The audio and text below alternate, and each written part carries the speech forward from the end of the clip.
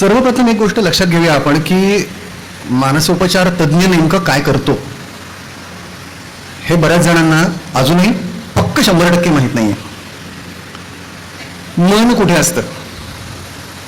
इथे असतं. मला मनापासून वाटतं, माझं तुझ्यावर मनापासून प्रेम आहे म्हणताना आपण इथे हात वगैरे नेतो. इथे धडधड करणारं हृदय असतं असं डॉक्टरांचं वैद्यकशास्त्र सांगतं की इथे एक रक्ताभिसरण करणारा पंप असतो. मनाची जागा निश्चित करायची झाली तर ती इथे करायला हवी. त्यामुळे माझं तुझ्यावर मनापासून प्रेम आहे म्हणजे खरं म्हणजे इथे हात जायला हवा, पण ते किती विसंगत वाटतं नाही. मन ही यंत्रणा जी विकसित झाली माणसामध्ये, मी समजा तुम्हाला असा प्रश्न विचारला की आता तुम्हाला कसं वाटतंय, तर कोणी मला सांगेल की मी खूप आनंदात आहे. किती आनंदात आहेस? ते खूप आनंदात आहे म्हणजे किती? मग तो आनंदावरचं वर्णन करेल, त्याच्यावर निबंध लिहिल, चांगले चांगले शब्द वापरेल, पण तरी किती आनंदात आहे हे काही मला कळणार नाही. आंबा कसा लागतो चवीला? गोड लागतो, मधुर लागतो. म्हणजे काय? म्हणजे कसा लागतो, नेमका कसा लागतो?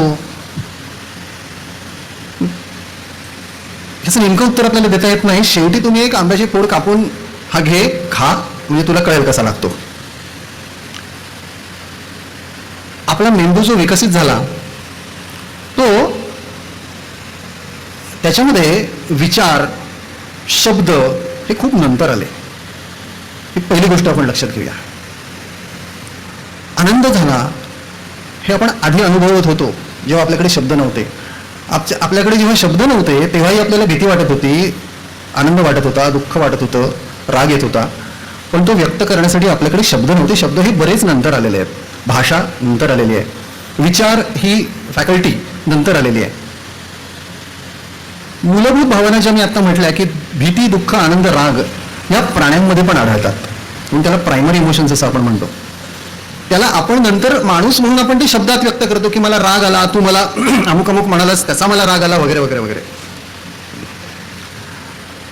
आपल्या मुळातल्या कार्यप्रणालीमध्ये म्हणूनच मला असं वाटतं की 2 भाग आपण करूया. एक ज्याला आपण मन म्हणू, ज्याच्यामध्ये विचार येतात, बुद्धीचं काम तिथे असतं, तर्क, तुलना,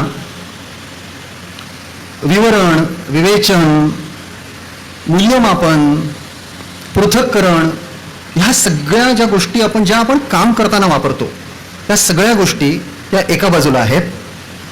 आणि दुसऱ्या बाजूला केवळ अनुभव या स्तरावरती आपण जे जगतो ते असतं. या 2 जर आपण प्रणाली मुख्य मानल्या, आणि हे समजायला सोपं आहे आपल्याला. समजा आपण एखाद्या ठिकाणी निसर्गरम्य ठिकाणी गेलो आणि तिथे खूप धबधबा, एक सुंदर धबधबा वाहताना आपल्याला दिसतोय.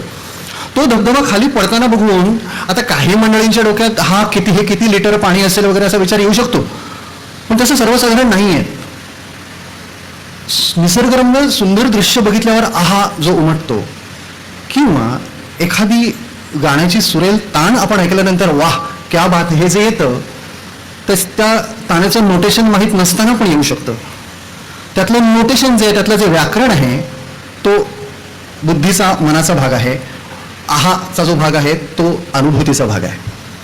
आणि आपण जे जगत असतो ते जास्त अनुभूतीच्या स्तरावर जगत असतो, कारण त्याची आपल्याला पहिल्यापासून आपल्या मेंदूला सवय आहे, ते वळण आहे आपल्याला. बुद्धी ही गोष्ट माणसाला जशी देणगी आहे तसा तो काही अंशी शापही आहे असं मला प्रकर्षाने वाटतं. कारण सुशिक्षित माणसं ही शहाणी असतातच असं नाही, असं एक माझं निरीक्षण आहे. म्हणजे आपण सहमत असाल. काही माणसं तर्काच्या निकषांवर घासून पुसून बऱ्याच गोष्टी करत असतात, पण त्यांना रोजच्या जगण्यामध्ये अडचणी असतात. त्यांची ज्याच्या त्याच्याशी भांडणं होतात. त्यांना सारखा कसला ना कसला राग येत असतो, त्यांना कसला ना कसला प्रश्न पडलेला असतो, ती सारखी त्यांच्या कपाळाला एक आठी असते. त्यामुळे जगणं सांगा कसं जगायचं हाच्या आपल्या व्याख्यानाचा विषय आहे. कसं जगायचं मध्ये बुद्धी, मन आणि अनुभूती यांच्यातलं तारतम्य कसं साधायचं हा खरा मुख्य प्रश्न आहे असं मला वाटतं. मी अनेक माणसांशी माझा रोज संपर्क येतो उपचाराच्या निमित्ताने. कॉमन सेन्स, शहाणपण हे फारसं कॉमन नाही, हे मला रोज प्रत्ययाला येतं. आता कोणीतरी गुगलचा उल्लेख केला की गुगलवरती इन्फॉर्मेशन ओव्हरलोड भरपूर झालेलं आहे. आता काय झालंय, गुगल तुम्हाला काय देतं? गुगल हे प्रचंड माहितीचं मोठं भांडार आहे आणि त्या भांडाराबद्दल मला स्वतःला अतिशय आदर आहे. म्हणजे मी अंधेरीला राहतो, अंधेरीहून अमरहिंद मंडळाला कसं यायचं हे मला गुगल मॅप दाखवतो आणि मला निश्चिंतपणे मी तो रस्ता फॉलो केला की मी इथे येऊन पोचतो. पण एखादा पेशंट त्याला उलट्या होत आहेत हे लक्षण जर त्याने गुगलवर टाकलं तर प्रेग्नन्सीपासून कॅन्सरपर्यंत केवढा तरी निदानाचा मोठा पट आपल्याला दिसतो. त्यातलं मला नेमकं काय होतं हे गुगल नाही सांगत. अडचण तिथे येते. म्हणून बुद्धी, मन, विचार, तर्क, पृथक्करण, विवरण ही फॅकल्टी आपण जिथे वापरायला हवी तिथेच ती वापरायला हवी असं मला वाटतं. तिथे ती नाही वापरली आणि ती जिथे तिथे वापरली तर त्यातून अनर्थ होऊ शकतो. आपला मेंदू असंख्य कोट्यवधी पेशींनी बनलेला आहे. त्यांच्यामध्ये दोन पेशी जशा जिथे जोडल्या जातात तिथे एक सूक्ष्म फट असते, त्याला सायनॅप्स म्हणतात इंग्लिशमध्ये, आणि त्याच्यामध्ये काही रसायनं असतात. मेंदूच्या वेगवेगळ्या भागांमध्ये वेगवेगळी रसायनं कार्यरत असतात आणि या रसायनांमध्ये जेव्हा बिघाड होतो त्यावेळेला मनोविकार निर्माण होतो. त्यामुळे जे मानसिक आजार ज्यांना आपण म्हणतो, ॲबनॉर्मल मेंटल फंक्शनिंग ज्याला आपण म्हणतो, ती ॲबनॉर्मॅलिटी ही सूक्ष्म त्या फटीतल्या रसायनांमध्ये असते, हे लक्षात घ्या. त्यामुळे मानसोपचार तज्ज्ञ हा कसला स्पेशलिस्ट आहे? खरं म्हणजे हा त्या सायनॅप्सिसचा स्पेशलिस्ट असतो. इतक्या सूक्ष्म स्तरावरती सायकॅट्रिस्ट काम करतो. जी प्रक्रिया आहे मानसोपचाराची, मानसिक आजारांच्या निदानाची जी प्रक्रिया आहे त्याच्याबद्दल जर आपण विचार केला तर ही निदान आम्ही कसं करतो? तुम्ही काय गप्पा मारता पेशंटशी, असं एक साधारण एक ठळक समज आहे. दिसताना असं दिसतं की आम्ही गप्पा मारतो, पण ती गप्पा ह्या काही विशिष्ट हेतूने मारलेल्या गप्पा असतात. म्हणजे आज हवा कशी आहे ह्याच्यावरती गप्पा मारताना सुद्धा तो माणूस जे सांगत असतो ते प्रत्येक व्यक्ती वेगवेगळं सांगू शकते. मग एक माणूस काय उकडतंय सारखं हेच, आणि तो परत परत तेच बोलत असतो. एखादी व्यक्ती म्हणते मी गरम आहे, पण आता असणारच ना, एप्रिल मे म्हटल्यानंतर एवढं उकडणारच. एक तक्रार करणारा माणूस, एक तीच गोष्ट स्वीकारणारा माणूस आहे. व्यक्ती तितक्या प्रकृती. त्यामुळे आम्ही तो माणूस जे बोलत असतो त्याचं कुठेतरी एका विशिष्ट प्रकारे आम्ही पृथक्करण करत असतो.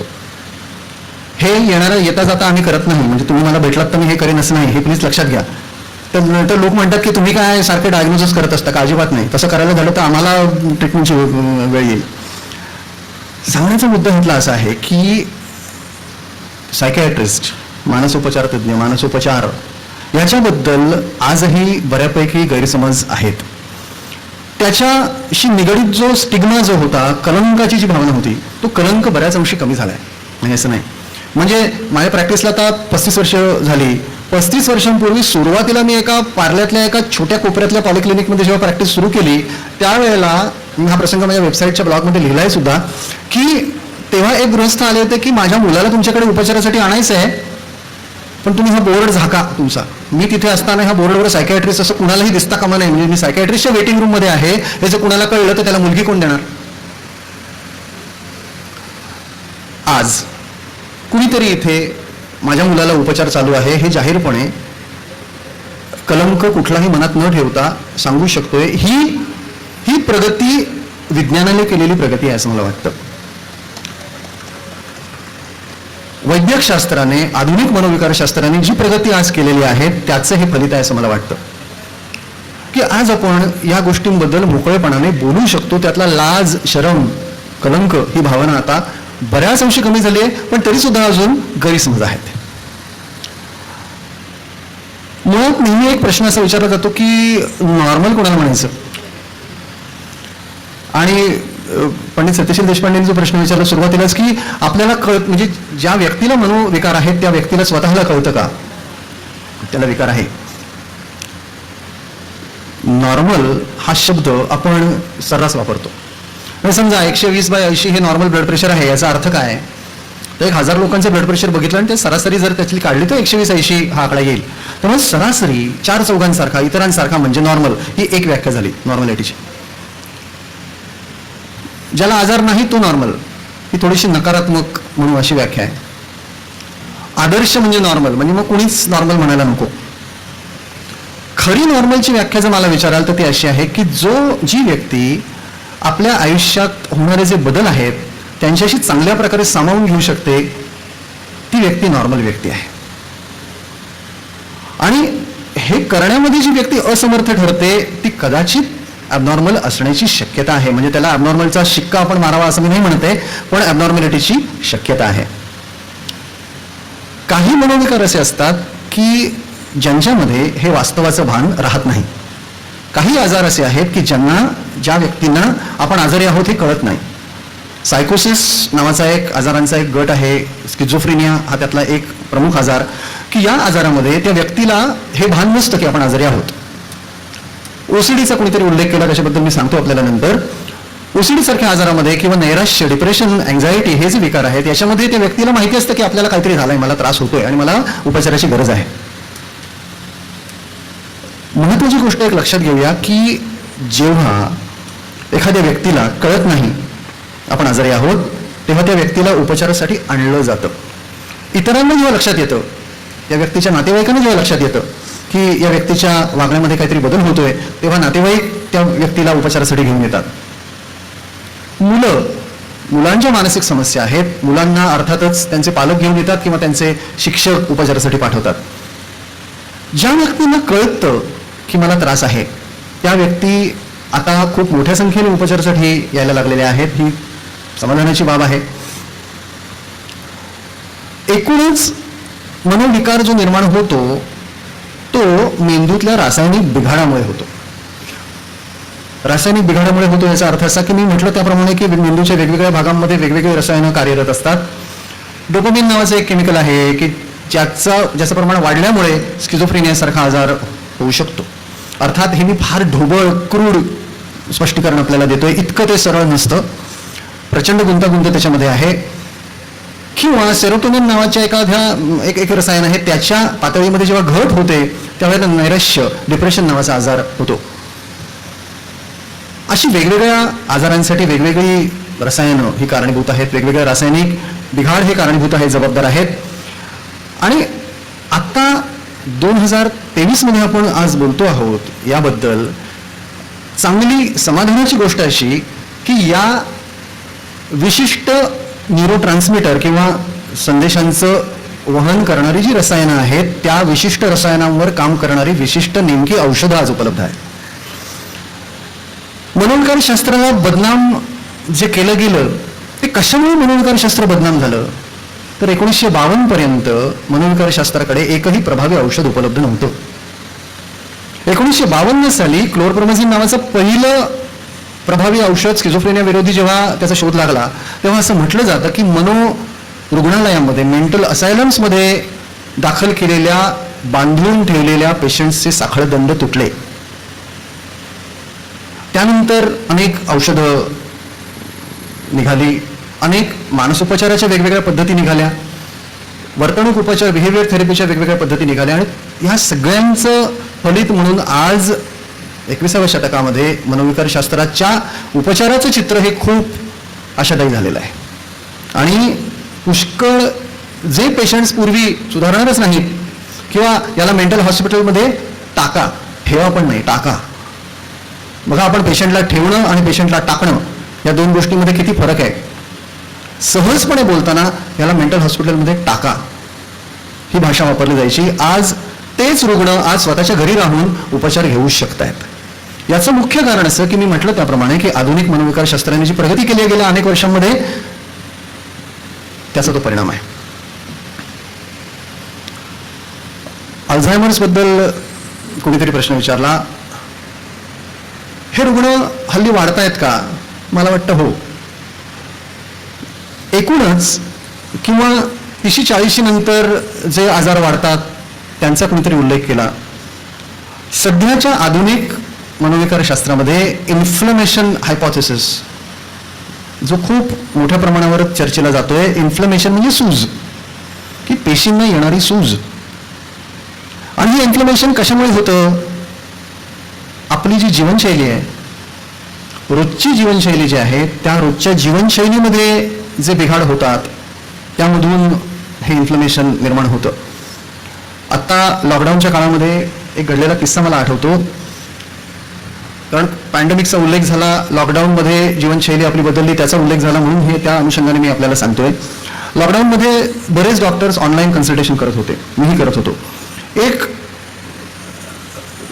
पेशंट मी ऑनलाईन बघितला आणि साधारण त्याचं वय 45च्या आसपास असावं, पहिल्यांदाच बघितला. आणि तो मला म्हणाला की मी थकलोय आता डॉक्टर, कामाचा ताण इतका भयंकर आहे की मला आता सुचतच नाहीये, मला रोज छातीत धडधडतं, मला भीती वाटते, मला नीट झोप लागत नाही, टार्गेट्स आहेत ऑफिसने दिलेली ती पूर्ण करीन की नाही मला शंका वाटते.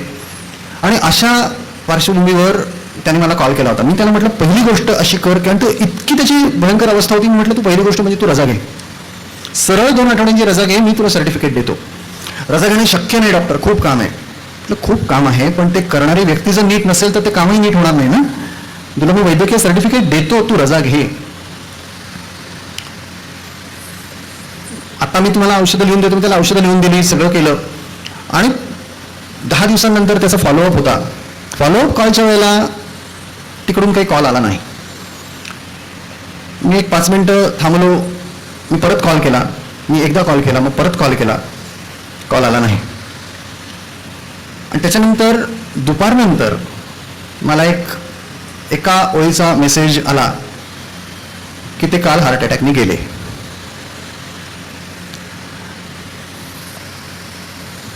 जीवनशैली निरोगी असण्याचं महत्त्व किती आहे, काय आहे, हे खड्ड्यात पडल्याशिवाय लोकांना कळत नाही, हे दुर्दैव आहे. आणि जीवनशैली याचा अर्थ असा, एक गोष्ट लक्षात घ्या की 30-40चा कोणीतरी उल्लेख केला, 30-40 वर्षांपर्यंतचा जो वयोगट आहे ना, तोपर्यंत आपण तरुण असतो, आपल्याला काहीतरी मिळवायचं असतं आयुष्यामध्ये, काहीतरी ध्येय गाठायचं असतं, उद्दिष्ट गाठायचं असतं. समजा नोकरी करत असेल एखादी व्यक्ती तर त्याला अमुक एका पदापर्यंत पोहोचायचं असतं, त्याला समजा लग्न करायचं असतं, कुटुंब निर्माण करायचं असतं, वगैरे वगैरे. आणि ह्या सगळ्या जबाबदाऱ्या 35-40 पर्यंत सर्वसाधारणतः पूर्ण होतात. त्यानंतर अचीव करायचं, मिळवायचं असं काही फारसं राहिलेलं नसतं. मग जे आयुष्य जगायचं आहे त्याच्यामध्ये एक स्थिरता अपेक्षित असते, आणि ती स्थिरता ही एकसुरी होऊ शकते. स्थिरता, स्टेबिलिटी, याचं दुसरं नाव मोनोटनी आहे, एकसुरीपणा, तोचतोपणा. आणि स्थिरता जर आपल्याला एकसुरी वाटायला लागली तर आपण हळूहळू खालावत जातो, आपण आपल्या आयुष्यातला रस कुठेतरी कमी करत जातो, रोजचं जगणं हे आपण ताजेपणाने जगत नाही. आणि इथे जीवनशैलीचं महत्त्व मला वाटतं की रोजची झोपेची वेळ, उठण्याची वेळ, खाण्यापिण्याच्या वेळा. मी अशी कितीतरी, माझे डॉक्टर मित्र कितीतरी असे आहेत की जे सांगतात नाही मला जेवायला वेळ नाही. म्हटलं जेवायला वेळ नाही? खूप पेशंट्स असतात. हो ना, पण तू कुसळला असतं पेशंट तुला बघणार का? तुझ्या जेवायला किती वेळ लागतो आपल्याला? लॉकडाऊनमध्ये काय झालं, वर्क फ्रॉम होम कल्चर सुरू झालं. त्याच्यामधला फायदा असा की काम सुरू राहिलं, त्यातला मोठा तोटा असा की या परिस्थितीमध्ये लोक आपलं आयुष्य गृहीत धरून चालायला शिकले. म्हणजे ठीक आहे, मला 10 वाजता लॉग इन करायचंय, घरूनच करायचंय. एरवी मला 2 तास प्रवास करून जावं लागत होतं, आता मला प्रवास नाही करायचा आहे, 10 वाजता लॉग इन करायचं. मी 9:45ला उठलो तरी चालणार आहे, मग 9:45ला उठलं तरी चालणार आहे, मग मी रात्री 2 वाजता झोपलं तरी चालणार आहे. हे सुरू झालं. लोकांची वजनं वाढली, त्यांचं फिरणं कमी झालं, व्यायाम कमी झाला, शरीराकडे लक्ष देणं कमी झालं. आणि एक गोष्ट लक्षात घ्या की आपण मन आणि शरीर ह्या 2 जर आपण वेगळ्या गोष्टी, त्या वेगळ्या नाहीत मुळात, त्या एकाच रेषेची 2 टोकं आहेत. मन हे सूक्ष्म आहे, शरीर हे स्थूल आहे. पण शरीर हे आज्ञाधारक असतं. शरीराला तुम्ही सांगितलं की आता उठ, की ते उठतं, बस म्हटलं की बसतं. मनाला म्हटलं की तुम्ही बस काय जाऊ दे आता, किंवा उठ व्यायाम काय जाऊ दे. नाही कोण म्हणतं? मन म्हणतं नाही. शरीर कधी नाही म्हणत नाही, हे मुख्य लक्षात घ्या. आणि जे आज्ञाधारक असतं त्याला आपण गृहीत धरतो. जे बंडखोर असतं त्याचे आपण लाड पुरवतो, चोचले पुरवतो. आपण आपल्या मनाचे चोचले पुरवत असतो आणि शरीराकडे पूर्णपणे दुर्लक्ष करतो. आणि नेमकं हेच लॉकडाऊनच्या काळामध्ये, पॅन्डेमिकच्या काळामध्ये बऱ्याच लोकांच्याकडून झालं. आणि ज्या लोकांनी आपली जीवनशैली अशा परिस्थितीत सुद्धा सांभाळली ते आजही चांगले आहेत. आणि ज्यांनी आपली जीवनशैली बिघडू दिली त्यांचं आरोग्य शारीरिक म्हणा मानसिक म्हणा कुठल्या तरी प्रकारे बिघडलं. ॲडॅप्टेशन, बदलत्या परिस्थितीला सामावून घेणं, त्याच्याशी तडजोड करणं, ही जी प्रचंड मोठी क्षमता आपल्या मेंदूमध्ये आहे, ज्याला न्यूरोप्लास्टिसिटी म्हणतात इंग्लिशमध्ये, ह्या गोष्टीवर आपला विश्वास पाहिजे. आणि म्हणून हे जे शब्द आले की रेझिलियन्स म्हणजे खड्ड्यात गेलं तरी परत वर येणं, याच्यासाठी 30-35 नंतर मोठा रिसोर्स कुठला असतो तर आपली जीवनशैली असते. रोजची जीवनशैली जर आपली निरोगी असेल, ज्याच्यामध्ये आपण मी म्हटलं त्याप्रमाणे झोपण्या उठण्याच्या वेळा, खाण्यापिण्याच्या वेळा, व्यायाम, रिलॅक्सेशन म्हणजे विरंगुळा, सोशलायझेशन, संवाद साधणं, ह्या गोष्टी जर आपल्या रोजच्या आयुष्यामध्ये आपण करत असलो तर एक मूलभूत एक आनंदाच्या अवस्थेमध्ये आपण असतो.